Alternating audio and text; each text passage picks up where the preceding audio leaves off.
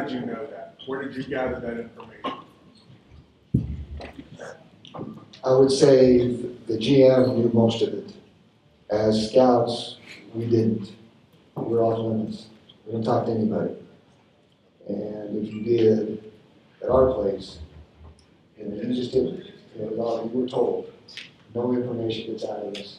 Now, there are some teams where the scouts aren't even in the building or not even in the draft in the last 2 weeks, so they don't know. I was fortunate every place I've worked at, I've been able to see the whole workings of how it works because our GM trusted us enough that we wouldn't say what we were doing. That's the whole thing. Teams don't want to know. But I knew what we were doing, and from hearing talks from the people at the top table, we kind of had an idea what they were doing. And so, now a lot of that was shared with us, but as it went out, then you heard what was going on. But that's basically what happens. I think the guys, the GMs talk to each other and have a good feel going into the draft. Who may be moving, who may not be moving, but those are conversations they have as scouts. I don't think we're off limits to each other. We don't talk to each other once we get into any conversation we've had in pro days. But once we get into draft meetings in April, we don't talk to each other.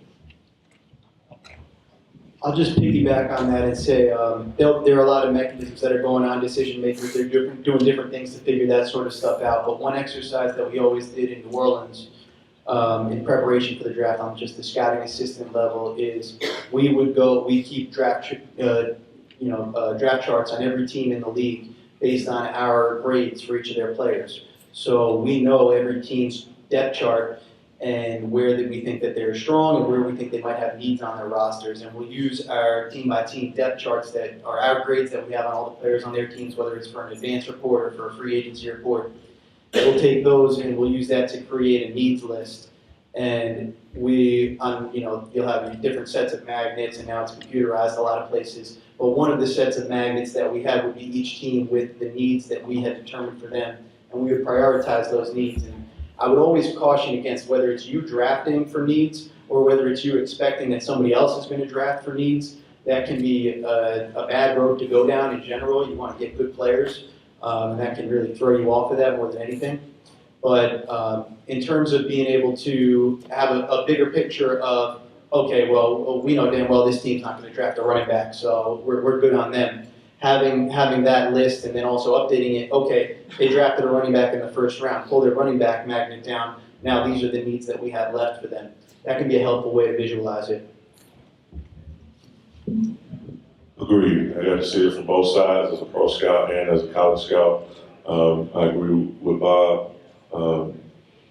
As the draft gets closer, the communication kind of closes off with other scouts, the higher-ups, the GM, DPP, assistant GM, those guys. A lot of times they have a lot of insight into who's taking what that we don't have access to.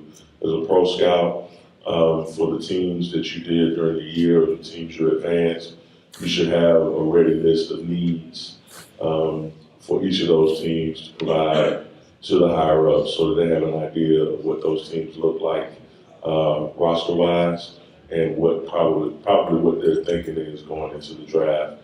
And of course, you'll have to make adjustments for the free agency additions. A lot of teams will do a lot of work in free agency that kind of mask what their intentions are for the draft, which I think is a good strategy. You kind of keep your options open on which way you can go in the draft and snag the players, which is what Matt said.